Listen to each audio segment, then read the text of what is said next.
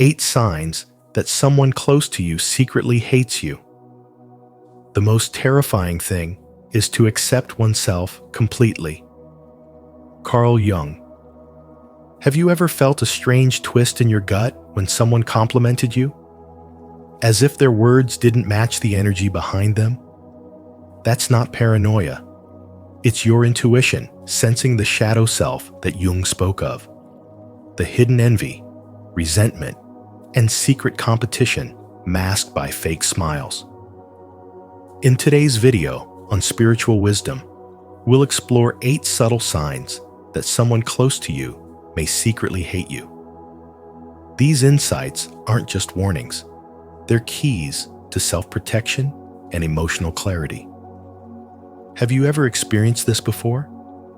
Drop your story or thoughts in the comments. We're here to grow and awaken together. Chapter 1. Sarcasm as contempt. When someone close to you constantly masks cruelty as comedy, it's not affection, it's contempt. Sarcasm, when used as a weapon, is one of the most overlooked signs of hidden hostility. These are not harmless jokes. They are precision attacks disguised as playfulness, aimed directly at your insecurities. The words may sound light, but the impact is heavy. You laugh along, but deep down, your soul feels a sting it cannot ignore. The phrase, "it was just a joke," becomes a recurring shield they hide behind. Every time you wince or shrink, they pull it out like a get-out-of-jail-free card. But these jokes always seem to land where you're most vulnerable. Your appearance, your ambitions, your values. It's not random. It's targeted. And when the humor consistently makes you feel small, anxious, or ashamed, that's no accident. It's emotional manipulation. Their sarcasm is a quiet way of controlling the emotional climate, of keeping you off balance without ever getting their hands dirty. Carl Jung taught us about the shadow, the unconscious parts of ourselves we deny and project onto others. Sarcastic jabs often reveal more about the one delivering them than the one receiving them. Behind every joke that cuts too deep lies suppressed envy, insecurity, or resentment. Instead of confronting those emotions within themselves, these individuals direct them at you. And because it's wrapped in humor, you're made to feel guilty for noticing, as if your discomfort is the real problem. But your intuition doesn't lie. When your gut tightens, when your spirit dims in someone's presence, pay attention. The person who constantly teases you might not be teasing at all. They might be bleeding their shadow into your light. And no matter how polished their smile or casual their tone, the damage adds up.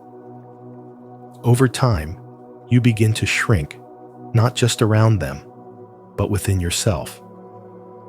True connection uplifts. It doesn't hide daggers and laughter.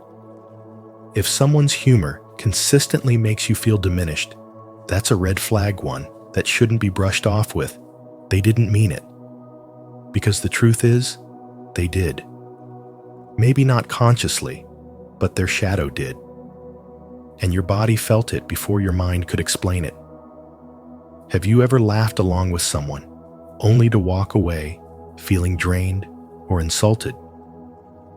If this resonates with you, drop a comment below saying, "I've felt this energy," so others know they're not alone, and so we can keep diving deeper into the hidden truths that protect our peace. Chapter 2. Subtle sabotage. They don't stab you in the back.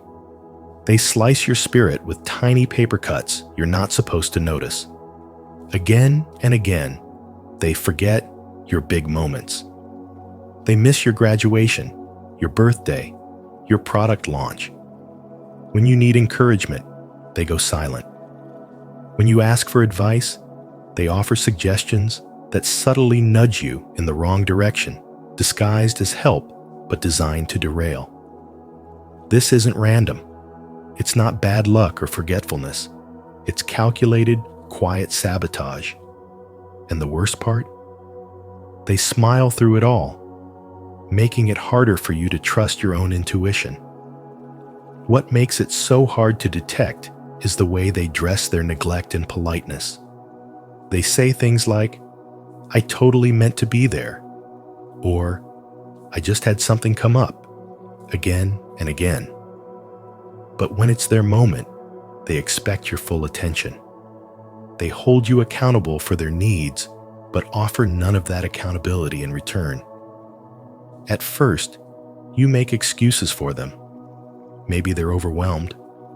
Maybe they didn't know how important it was. But over time, a pattern emerges. And that pattern whispers a truth your soul already knows. They don't truly support you. They may not say it aloud, but their actions scream it. And their silence when you succeed? That silence is the loudest sound in the room. People like this erode your confidence, not with open criticism, but with invisible weight. When you talk about your dreams, they tilt their head and give you lukewarm encouragement, just enough to seem supportive, not enough to uplift. They might say, "Are you sure you're ready for that?" Or, "That's a big risk, don't you think?" And when things go well, they minimize your wins. Anyone could have done that. You just got lucky. It's death by 1,000 dismissals. And somehow, you end up doubting yourself, questioning your worth, your ideas, your timing, when the real sabotage wasn't internal, but environmental. This behavior often stems from the shadow self that Carl Jung spoke about, a part of the human psyche that hides the things people don't want to admit, like jealousy, competition, and resentment. Rather than deal with those uncomfortable feelings directly, some people project them sideways, through sabotage cloaked as concern. They don't want to confront their envy, so instead, they undercut you slowly, hoping you'll fail quietly, so they won't have to feel left behind. This isn't always conscious, but it is dangerous. Because while you're busy being honest and open, they're busy plotting in silence, usually under the guise of friendship. In modern life, this shows up in close relationships more than we care to admit. A coworker who never shares credit. A sibling who always changes the subject when you talk about something you're proud of. A best friend who only calls when they need something. They don't argue. They don't insult you. They just fail you, little by little, until you shrink, until you stop asking, until you stop shining so bright, just to keep the peace. But real love doesn't ask you to dim your light. Real support doesn't vanish when you rise. These people are masters of disguise. And if you keep giving them the benefit of the doubt, you'll find yourself exhausted, insecure, and emotionally confused. That's the goal of quiet sabotage, to make you doubt yourself so much that you never notice it was them all along. That's why recognizing this pattern is crucial to your healing. Not everyone who smiles at you loves you. Not everyone who claps is happy for you. And not everyone who says, "I'm proud of you," means it in their heart. If someone in your life consistently makes you feel unsupported, confused, or deflated after interacting with them, don't ignore it. That's not just a feeling. That's your spirit picking up on something your eyes can't see. Don't wait for proof. Their energy is the evidence.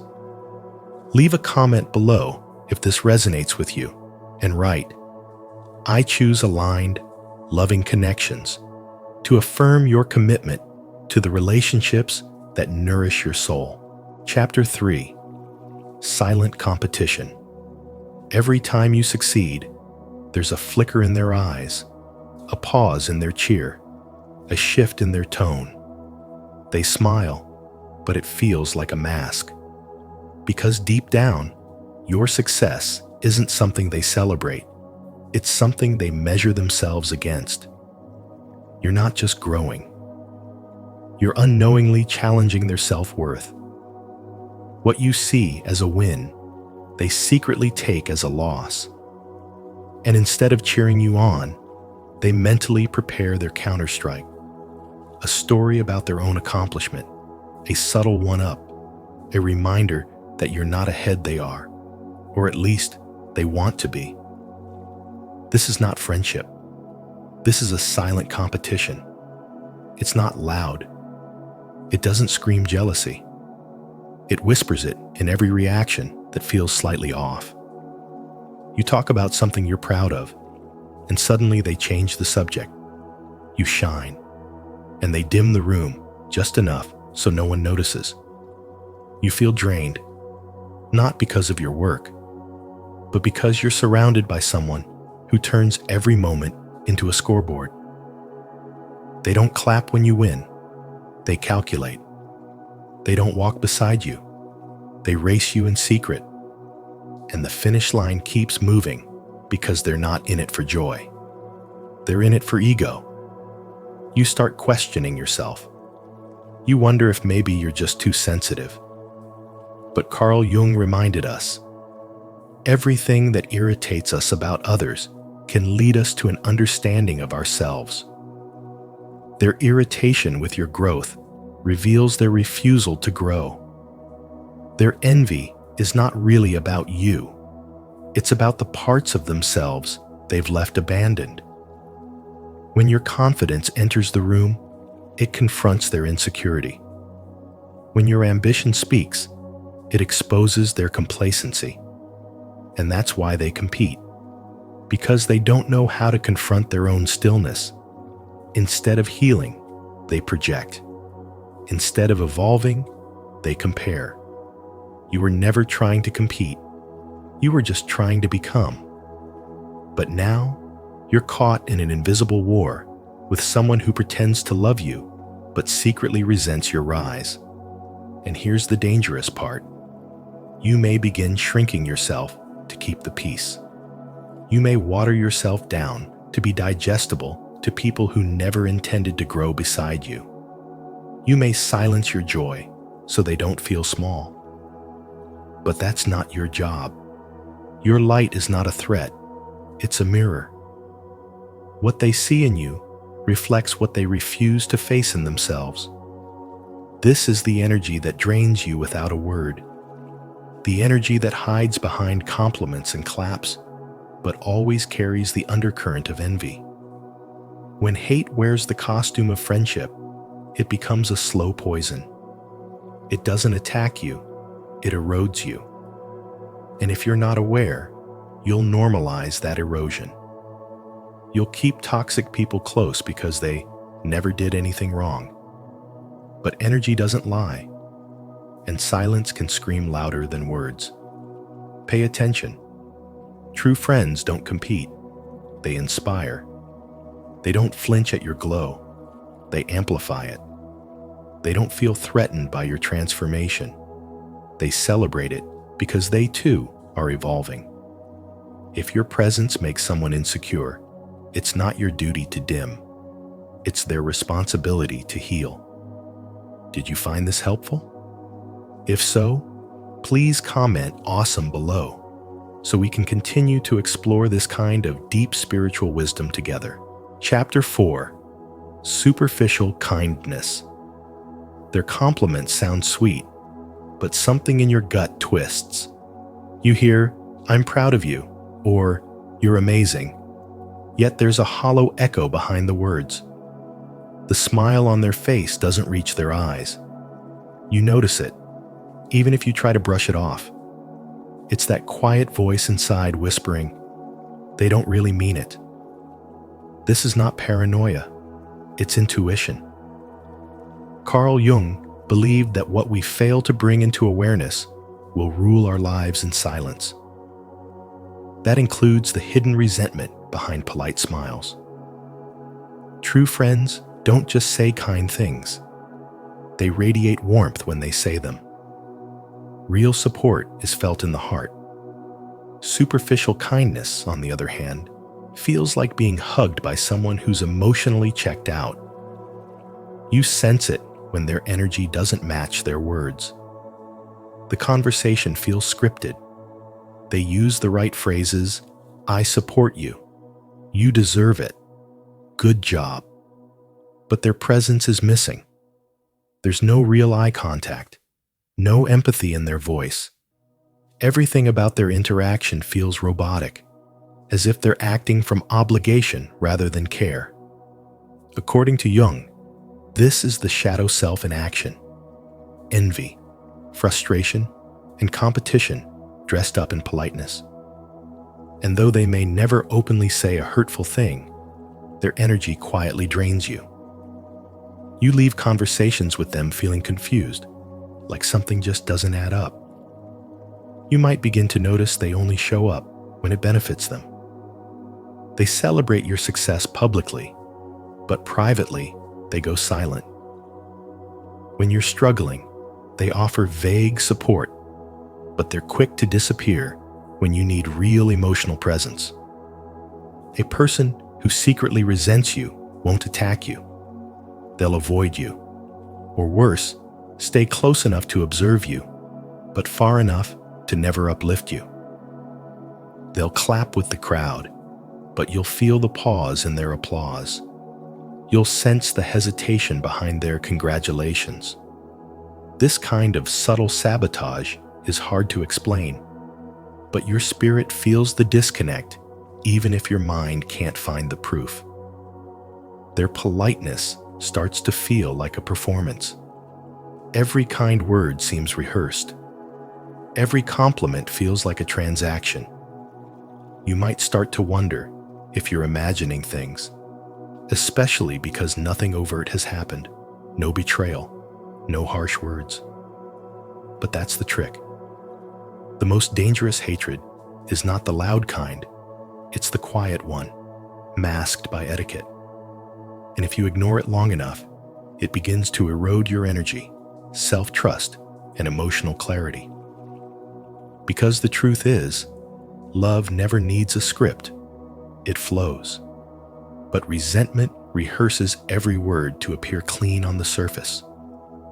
When someone's kindness lacks soul, when their support feels more like strategy than sincerity, it's not just awkward, it's toxic.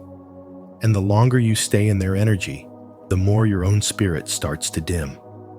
Jung reminds us that we must bring the shadow to light, or else it controls us from the dark.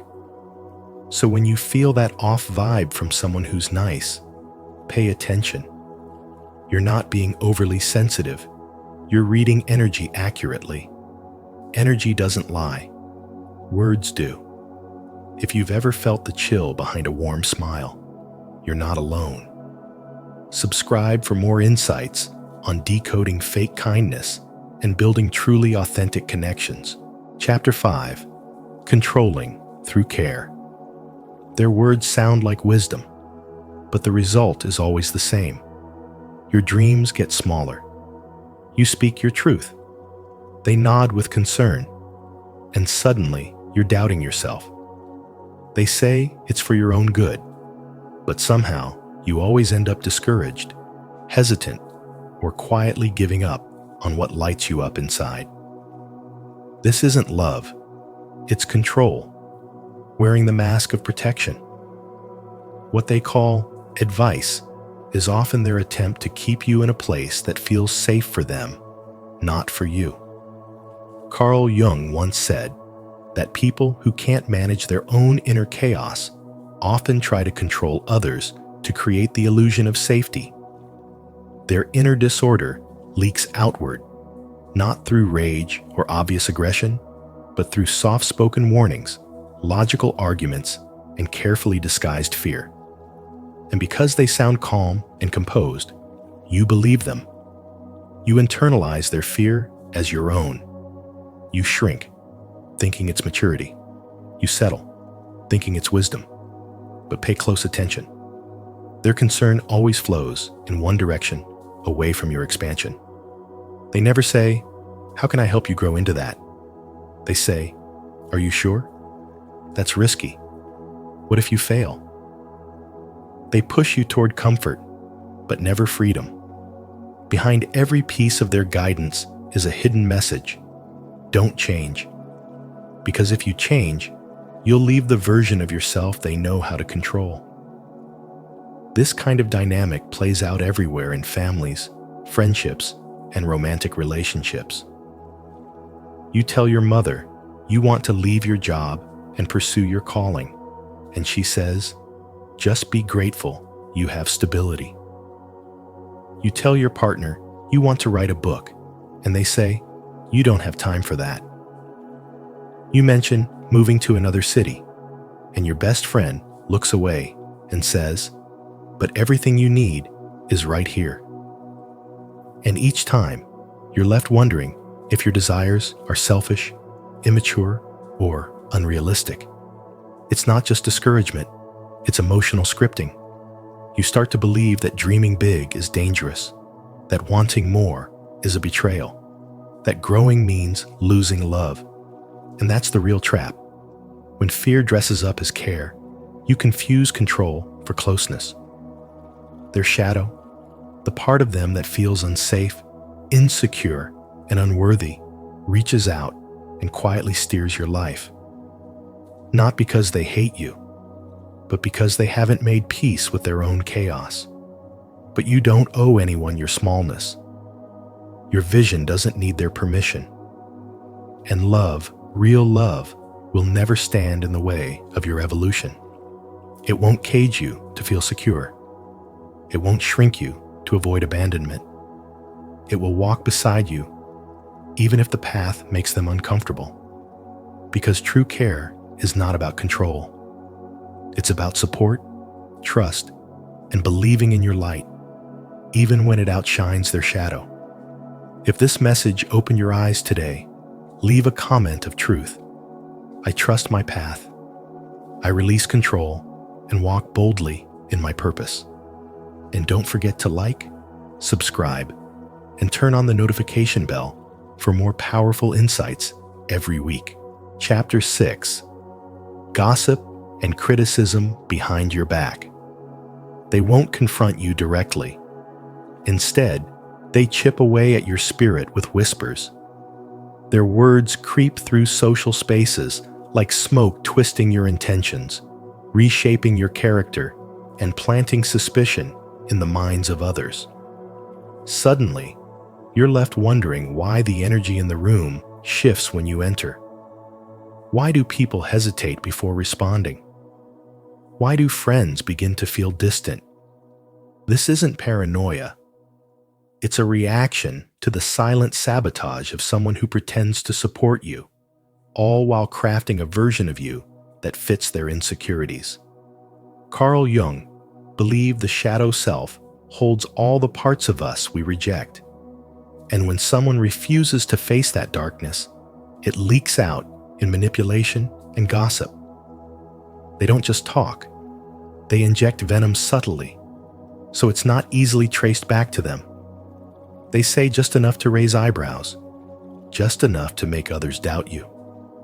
Their smiles remain polite, but their words travel in secret, draining your relationships and your peace of mind. And the reason they do this? It's not your success, your kindness, or even your mistakes. It's the way your light exposes their unresolved wounds. These individuals avoid open conflict because confrontation would require honesty, and honesty would demand vulnerability. Instead, they manipulate perception. They isolate you not by removing you, but by poisoning how others see you. It's slow, it's silent, and it works if you don't wake up to it. You start to second-guess your own intuition. You tone yourself down. You shrink to make the atmosphere lighter. But the truth is, what they say about you behind your back is a mirror of what they feel about themselves. Their criticism reveals their own shame. Their gossip reveals their jealousy. And here's the twist. They often frame their criticism as concern. "I'm just worried about her," they'll say. while tearing apart your choices. "I just think he's changing," they'll whisper, while resenting your growth. This kind of manipulation is dangerous because it sounds like care. But real care doesn't operate in the shadows. Real friends speak directly, protect your name, and tell you hard truths to your face, not to a crowd behind your back. If someone close to you is spreading rumors, twisting your words, or turning others against you without cause, they don't just dislike you, they resent you, maybe even hate you. And the more you rise, the more their shadow panics. You owe it to yourself to recognize these signs, not to seek revenge, but to protect your peace. Because being around someone who secretly hates you is like drinking poisoned water. It looks clear, but it's killing something inside you every day. Have you ever felt the sting of being misunderstood because of whispers you never heard but felt? If this message speaks to your heart, share your experience in the comments so others know they're not alone. And if you've ever stayed silent while someone twisted your truth, comment, "I choose truth," and let's stand strong together. Chapter 7. Know joy in your success. They smiled when you were broken. They clapped when you were trying. But now that you're actually succeeding, they're nowhere to be found. That silence isn't a coincidence, it's a message. When someone close to you quietly withdraws as you rise, it's often because your growth is confronting something they haven't dealt with inside themselves. Carl Jung called it the shadow of the hidden parts of the psyche we disown, but end up projecting onto others. And your light has now become a threat to their darkness. They didn't mind you climbing when they thought you'd never make it. In fact, they were comfortable as long as you were beneath them or struggling beside them. But now, your success exposes their stagnation. Your happiness reminds them of their discontent. You haven't done anything wrong, but in their eyes, you've become too much, too bold, too blessed, too free. And instead of cheering, they retreat. They make excuses. They distance themselves. Not because you've changed, but because you've outgrown the version of you that made them feel safe. It often starts subtly. The congratulations become quieter. The responses to your joy feel forced or rehearsed. When you share your wins, they switch the subject. When you celebrate, they downplay. It's not just what they say, it's what they don't say. Silence in moments of your joy speaks louder than applause during your pain. Because when someone's heart is secretly competing with you, your success doesn't inspire them. It wounds them. And yet, they were always available when you were hurting. When life hit you hard, they had time. When you doubted yourself, they were there with words. But now that you believe in yourself, now that you're shining, they disappear. Because your light reveals their inner chaos. Carl Jung believed that people who can't handle their own inner turmoil often try to suppress or distance themselves from the people who remind them of what they could be. Your success becomes a mirror they don't want to look into. True friends grow with you. They evolve alongside you. They're not intimidated by your wings. They help you fly. But envious ones? They won't attack you. They'll just fade. They'll use phrases like, "I'm just busy," or "You've changed," to mask what they really feel, left behind. Their emotional withdrawal isn't about boundaries. It's about bruised egos. Your joy bruises their pride.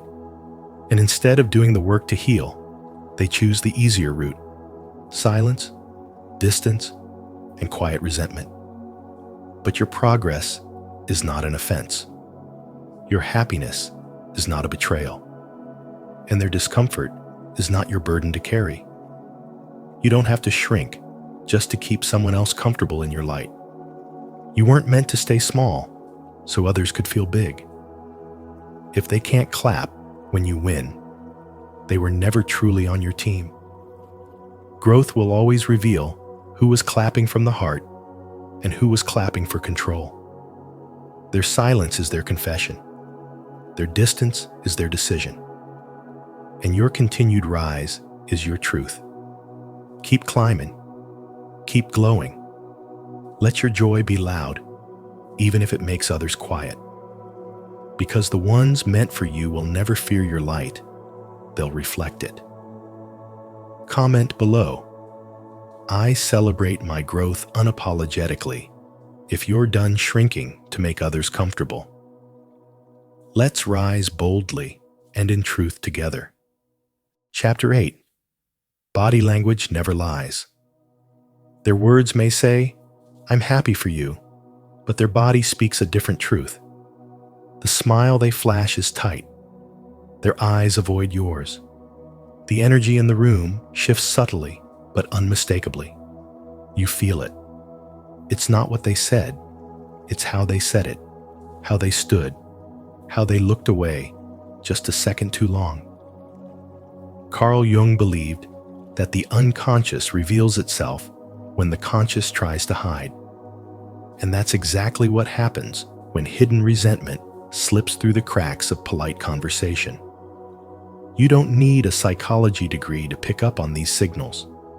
Your intuition already knows. The gut twist you feel isn't random. The unease in your chest isn't paranoia. It's your body translating microsignals. Stiff posture, crossed arms, delayed responses, shallow compliments. These aren't accidental. They are the unconscious body's confession. The body can't lie, even when the mouth does. And yet, so often, we second-guess ourselves. We tell ourselves they're just tired, distracted, or going through something. But patterns reveal truth. When someone consistently reacts to your wins with tension or withdrawal, you're not imagining it. Their resentment may be silent, but it's not invisible. It shows in the way they change the subject when you share good news. It reveals itself in the forced smile when others praise you.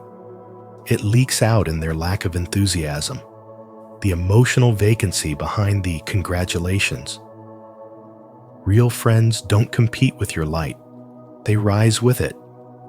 When you grow, they feel inspired, not threatened. When you shine, they don't squint. They celebrate. That emotional presence, that shared joy, is the mark of authentic connection. On the other hand, someone who secretly harbors resentment will always find ways to dim the moment, not by shouting, not by arguing, but by slowly pulling back their energy, their support, their warmth. This silent withdrawal becomes more painful over time, because it's not just what they do, it's what they withhold. They don't clap when you rise. They don't ask how you feel. They don't celebrate your joy with full presence. Instead, they nod while secretly stepping away inside. And that distance is not physical. It's emotional. It's spiritual. It's the kind of quiet sabotage that leaves you questioning your worth, your path, and even your perception. So watch the body. Feel the energy. Trust the space between the words. Because the body never lies. The micro-expressions, the energy pull, the hesitations reveal everything the mouth refuses to admit. When someone says, "I'm proud of you," but looks like they're in pain, listen to the look, not the sentence. When they say, "That's great news," but don't ask another question, hear the silence louder than the phrase. Your body knows, your intuition remembers, and your spirit feels every shift. The deeper lesson is this: you are not here to shrink for someone else's comfort. You're not meant to dull your light to protect someone else's shadow. So pay attention to what's unsaid, because that's where the truth lives. To affirm your trust in your inner wisdom, declare it now. Comment below, "I trust what I feel." To honor your intuition and inspire others to read beyond words and recognize the truth that body language reveals. Thank you for watching this eye-opening journey into the hidden layers of human emotion and energy. If any of these signs resonated with you, remember, trust your intuition, protect your peace, and never apologize for sensing what others try to hide. You deserve relationships built on authenticity, not secret resentment. If you found value in this message, please like this video, share it with someone who needs to hear it, and subscribe to Spiritual Wisdom for more insights like this. Don't forget to turn on the notification bell so you never miss an episode that could shift your perspective and protect your energy. Until next time, stay wise, stay empowered. Jung's final warning to empaths: they're feeding on your light. Knowing your own darkness is the best method for dealing with the darkness of other people. Carl Jung. Welcome to Spiritual Wisdom. If you're someone who feels everything deeply, who absorbs the emotions of others like a sponge, this message is especially for you. Jung's final warning to empaths is not just theory, it's a vital wake-up call. In a world full of energy vampires and unconscious projections, your light is precious and it's under siege. This video will help you understand how to protect your energy and stop feeding those who drain you. As you watch, ask yourself, where in my life am I giving too much? Share your insights in the comments. We'd love to hear how you protect your light. And if this resonates with you, don't forget to like, subscribe, and pass this wisdom on to someone who needs it. 1. Being an empath is a gift, but one that comes with danger. Empaths carry a sacred sensitivity that allows them to feel what others cannot even name. They walk into a space and sense the weight of emotions left unspoken, absorbing energies that do not belong to them. This sensitivity is not a flaw. It is rare spiritual wisdom in action. But the very light that makes them healers also makes them targets. Jung understood this danger. When your soul shines brightly, it doesn't just attract love. It calls in the shadows, the wounded, the broken, and the unaware who unconsciously feed off your inner light. These people are not necessarily malicious. They are simply lost in their own pain, and they gravitate toward empaths like moths to a flame, seeking comfort instead of transformation. Empaths often confuse emotional responsibility with love. They pour themselves out, thinking that absorbing someone's sorrow is an act of compassion. But this unchecked compassion turns into a quiet self-erasure. Jung warned that real growth, or individuation, comes from recognizing the line between self and other. Without this, the empath becomes overwhelmed, not from their own life, but from carrying the emotional burdens of those unwilling to face themselves. They begin to dim, not all at once, but slowly, through constant listening, caretaking, overgiving, through guilt-tripped relationships, emotional manipulation masked as vulnerability, and the subtle expectation that they must always be the strong one. Empaths don't burn out because they care too much. They burn out because they forget to care for themselves. Unhealed people unconsciously seek out empaths to avoid doing the hard work of healing. They do not want to confront their shadow, so they drain the energy of those who have already made peace with theirs. These energy dynamics are subtle. They hide behind phrases like, "You're the only one who understands me," or "I just feel better when I'm with you."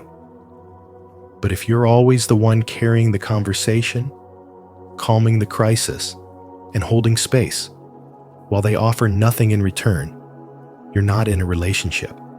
You're being used as emotional infrastructure. Spiritual wisdom teaches that love without boundaries is not love, it's codependence.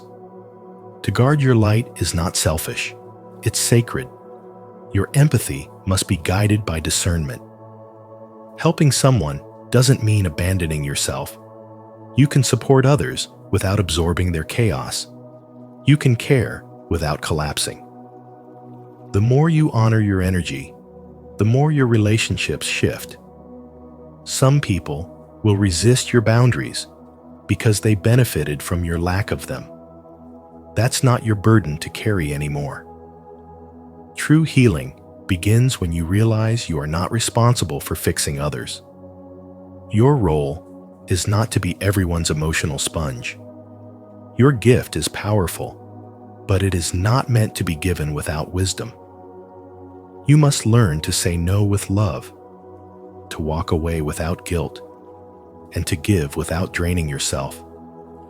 This is not cold. This is conscious. And this is the difference between being consumed and being empowered. Your light is not for everyone, and it shouldn't be. Have you ever felt like your light was being drained by someone you were only trying to help? If so, share your story in the comments to inspire and protect other empaths. If not, comment, "I will protect my light," to begin honoring your energy starting today. Let's grow stronger together. 2. The empath narcissist. Dynamic is archetypal and unconscious. Empaths and narcissists are not simply individuals caught in toxic relationships. They are unconscious actors in a symbolic, archetypal drama. This dynamic isn't about love or attraction. It is about unresolved pain, searching for resolution through others. The empath, with their boundless compassion and deep sensitivity, takes on the role of the healer. They give endlessly, hoping their love can soothe the wounds of those around them. The narcissist, cloaked in confidence but hollow within, becomes the taker feeding off the empath's light to fill their own emotional void. This isn't just psychological, it is spiritual. It is a silent cry from both souls, yearning to be seen, healed, and whole. This energetic magnetism isn't random. Carl Jung's wisdom helps us understand that we are often driven by unconscious forces we have yet to confront. The empath's compulsion to fix others stems from a wound of worthiness, believing their value lies in their ability to nurture and save. The narcissist's need to control arises from a deep fear of rejection, masked by grandiosity. Each reflects the shadow of the other. One hides their pain behind caretaking, the other behind manipulation. Together, they create a cycle of mutual destruction, masquerading as destiny. But this cycle is not fate. It is a lesson, a spiritual awakening in disguise. When you begin to recognize this pattern, you are not just breaking free from someone else's grip. You are awakening to the truth of your own energetic boundaries. You are learning that love is not meant to cost your light. You are discovering that giving from a place of depletion is not healing. It is self-abandonment. The narcissist, unknowingly, becomes the catalyst for the empath's transformation. They show the empath where they still betray themselves for approval, where they still confuse love with sacrifice. In Jungian terms, this is an invitation to individuation, to step out of the unconscious roles you've inherited and reclaim your wholeness. When you withdraw your energy from the one who feeds but never gives, you redirect it inward. You begin to see yourself not as broken, but as powerful. The light you once gave away so freely is not gone. It is waiting to be reintegrated. You stop being the healer who bleeds for others and become the sovereign soul who protects their own flame. The empath-narcissist bond unravels when the empath stops needing to be needed, and the narcissist is no longer fed.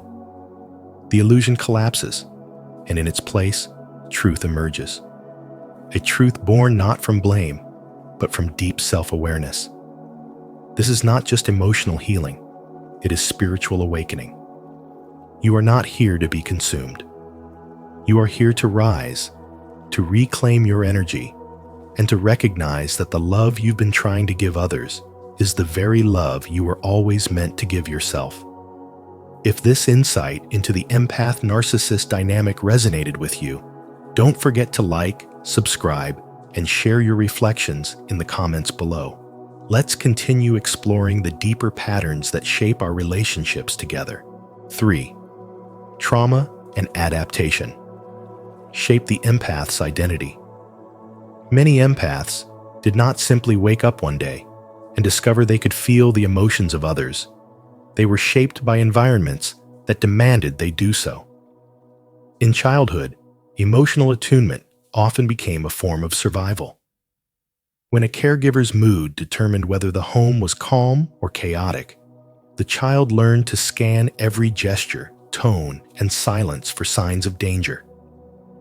This hypervigilance became second nature, eventually shaping an identity rooted in emotional detection. The empath did not ask to become a sponge for others' energy. They became one because it kept them safe. But what was once a defense becomes a magnet. Without healing, the empath's nervous system continues to draw in people who take more than they give. Emotional takers, those who unconsciously seek warmth, validation, and constant attention, are instinctively drawn to empaths. They're not interested in reciprocity. They seek to be soothed, to be seen, to be filled. Carl Jung warned, "Until you make the unconscious conscious, it will direct your life and you will call it fate." This is the empath's silent curse, carrying wounds so deep they become the compass for who they allow into their life. And until these unconscious patterns are healed, they will keep attracting those who consume rather than honor their light. Take, for example, someone like Rachel, a nurse who is loved by her friends for always being there, always knowing what to say. Yet every time she's alone, she feels empty. Her phone is full of messages from people seeking advice, yet no one ever checks in on her. She was the child who had to soothe a parent's emotional breakdowns, who believed that being needed was the same as being loved. Now, as an adult, her value feels tied to how useful she is to others. Her boundaries are thin because saying no feels like abandonment. She overgives, then resents, but then overgives again, trapped in a cycle her nervous system equates with love. This is how trauma disguises itself as compassion. It teaches you that the only way to be safe is to disappear behind someone else's needs. And so the empath becomes a mirror for others' pain, but forgets how to recognize their own. Carl Jung's insight into this dynamic reveals that true healing only begins when the empath stops seeing their gift as a burden and starts understanding where it came from. It is not enough to say, "I'm just sensitive." One must ask, who taught me I had to feel everything to be worthy of love? The path to transformation begins with boundaries, not walls, but sacred space. The empath must learn to distinguish between compassion and self-sacrifice. To understand that love, given from depletion, is not love, it is compliance. And compliance is the language of trauma, not truth. When the empath starts reclaiming their right to rest, to be seen, to be nourished, something extraordinary happens. Their gift no longer leaks, it radiates. Their presence no longer invites consumption, it inspires respect. Carl Jung's spiritual wisdom reminds us that individuation, the process of becoming whole, requires us to bring both light and shadow into awareness. For empaths, this means honoring not just their capacity to feel for others, but also their right to feel for themselves. Not everyone who finds warmth in your soul is meant to stay. Not everyone who needs you is entitled to you. Protect your light, not with fear, but with clarity. Not with resentment, but with reverence. If you've recognized yourself in this journey of survival turned identity, you're not alone. Comment below, "I am ready to heal my empath identity," to affirm your next step toward conscious wholeness. 4. Self-sacrifice is not love. It's a pattern of self-erasure. Many empaths believe that love means enduring pain, fixing others, or constantly sacrificing their own well-being. But this isn't true compassion. It's a silent pattern of self-abandonment. It's not love when it costs you your voice, your peace, or your identity. The emotional labor of always being the healer, the forgiver, the one who carries the weight for everyone else, becomes a quiet betrayal of the self.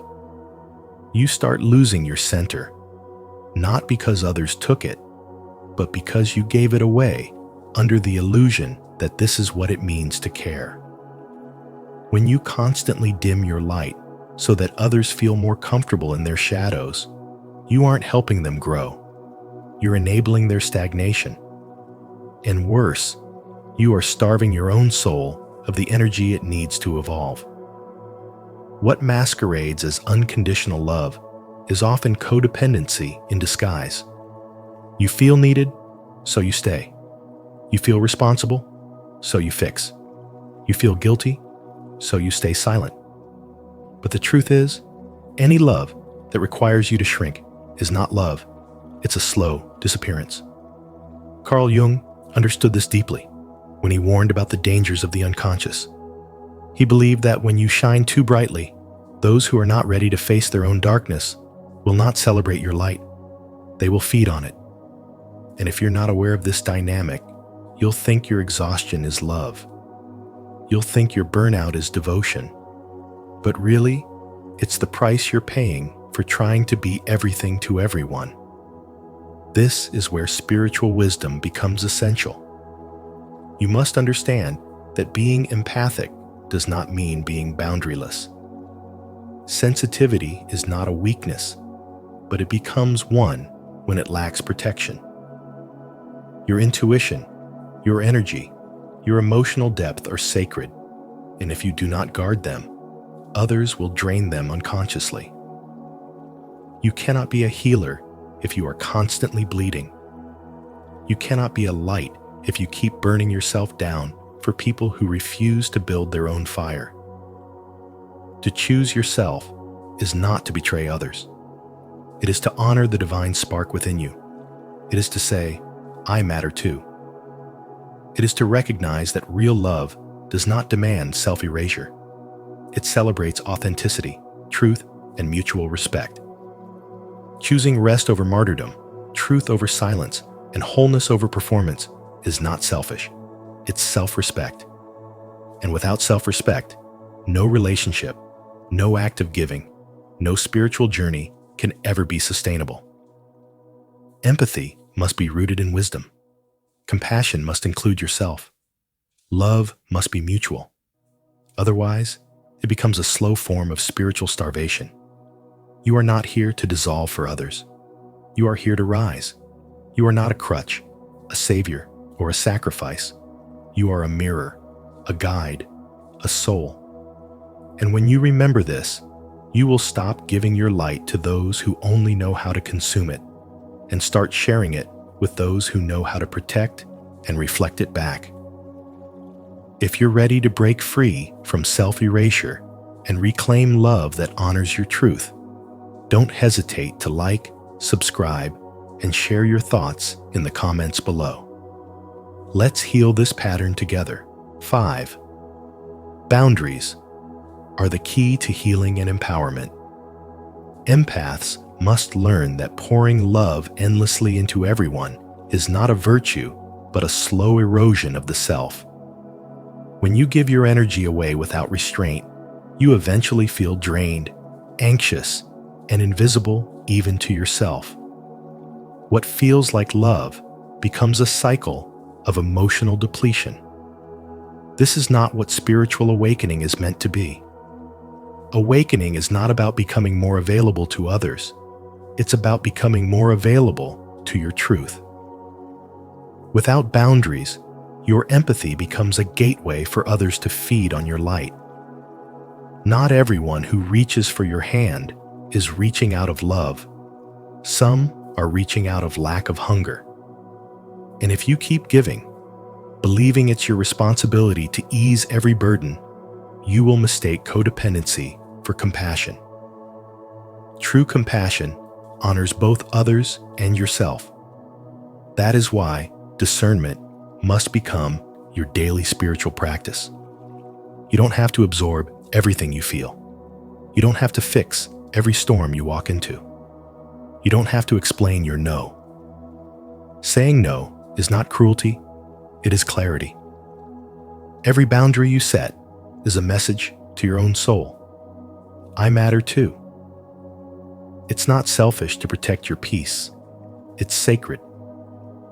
Carl Jung said, "The privilege of a lifetime is to become who you truly are." And you cannot become that person while constantly shrinking for others. Your light is not a public utility. It is sacred fire. It's not meant to be burned out by the needs of those who only show up to take. And the truth is, some are not drawn to your light for love.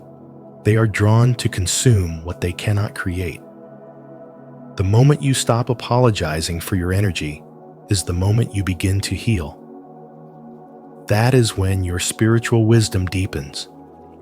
You begin to notice manipulation masked as praise, guilt trips disguised as requests, and emotional hunger cloaked as need. And when you recognize it, you reclaim your sovereignty. You start to give with intention, not obligation. You speak with love, but stand in truth. You hold space for others without abandoning your own. Every time you honor your energy, your light grows steadier. You stop being reactive and start being grounded. You no longer feel guilty for choosing peace. You no longer feel selfish for resting. You no longer seek validation from those who only love you when you're giving. This is spiritual awakening in motion, the shift from martyrdom to embodiment, from self-neglect to self-respect. And it all begins with boundaries, not as a rejection of love, but as a container for real, healthy, soul-nourishing connection. Do you believe boundaries are sacred? If you do, declare it in the comments. I protect my peace, and I choose healing. 6. Awakening means choosing yourself first. The real transformation of an empath begins the moment they stop apologizing for who they are. They no longer shrink themselves to make others feel comfortable, no longer over-explain to gain acceptance, and no longer wear emotional masks to avoid conflict. Instead, they begin turning their sensitivity inward toward the truth of their own being. This is not selfishness. This is the first step toward healing. Carl Jung called this process individuation, the return to one's authentic self, through the integration of both light and shadow. When an empath lives from trauma, they act out of fear of abandonment, of rejection, of not being enough. But when they live from truth, they reclaim their energy, their voice, and their inner power. Most empaths were conditioned from a young age to prioritize others' needs over their own. They learned to read a room before they learned to read themselves. They absorbed pain that wasn't theirs and carried it as if it were their own. But peace that requires the suppression of your truth is not peace. It is spiritual suffocation. Empaths do not exist to fix everyone, and yet they often end up becoming emotional caretakers in relationships that drain them. As Jung warned, when you deny the true self to serve the expectations of others, you invite the shadow to take control. In trying to heal others, many empaths unconsciously abandon themselves. The path to healing begins when you decide you will no longer trade your light for temporary approval.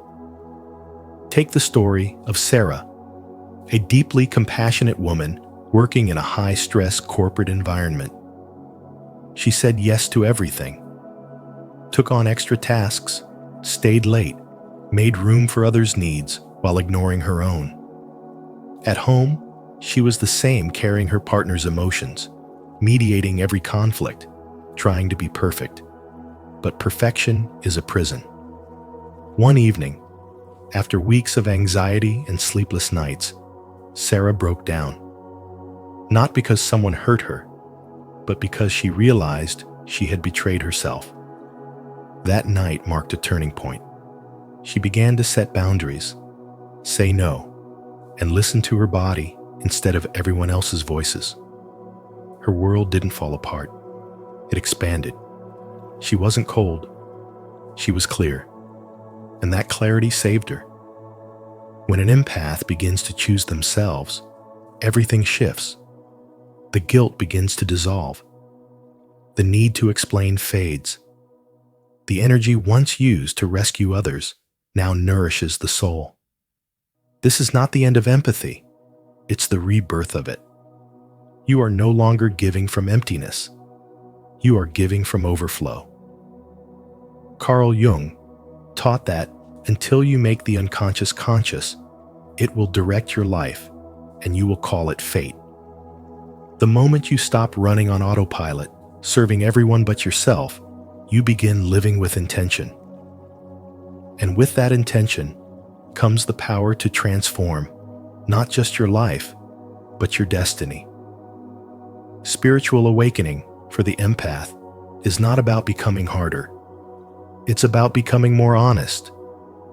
It's about recognizing that your light was never meant to be a bargaining chip. It was meant to illuminate your path and inspire others to find their own.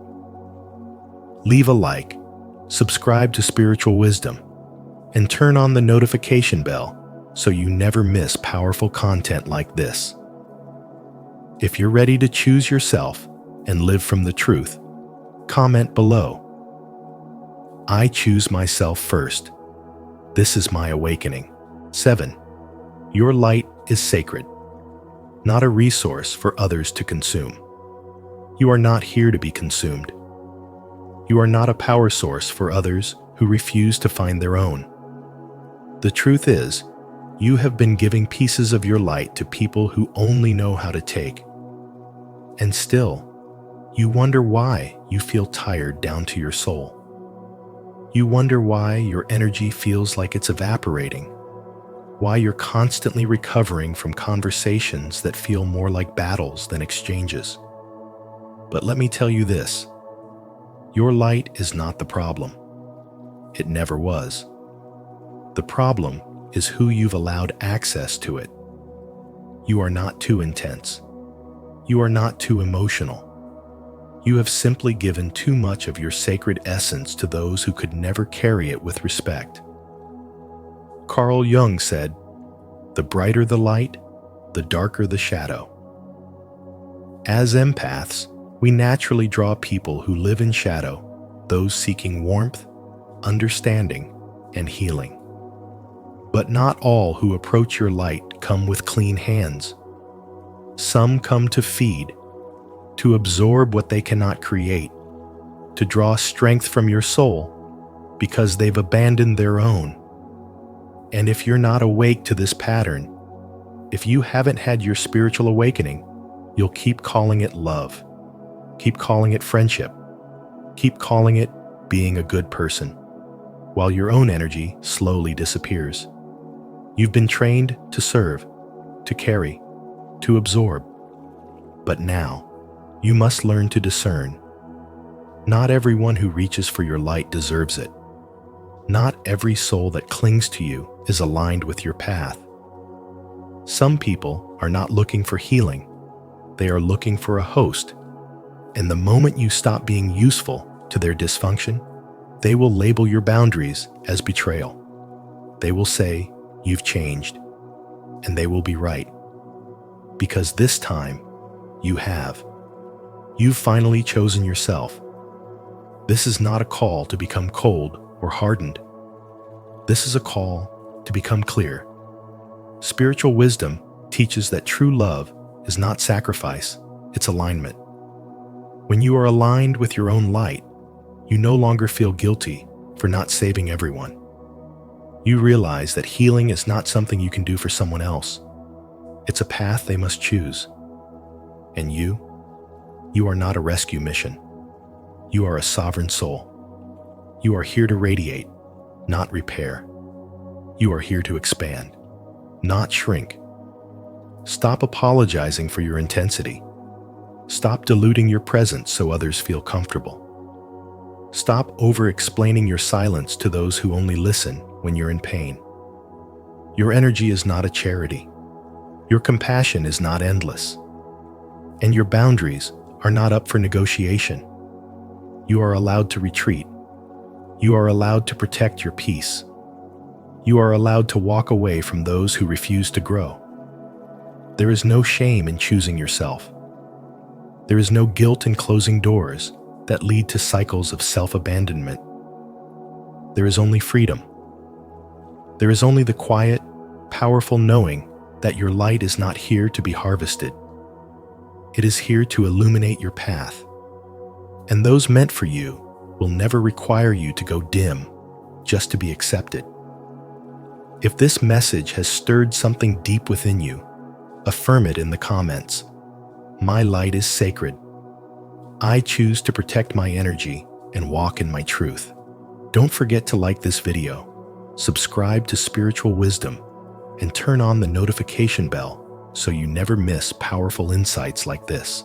Thank you for walking with us through this deep and often unspoken truth.